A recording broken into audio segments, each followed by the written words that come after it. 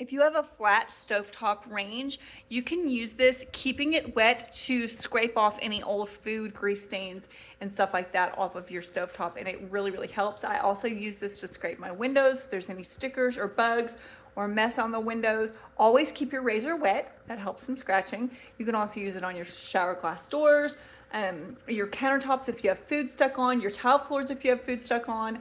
They come in handy. So I just keep this little bowl in my cleaning cart full of extra razors. The little plastic razors are in there too, and keep my razors in there, and I'm ready to go.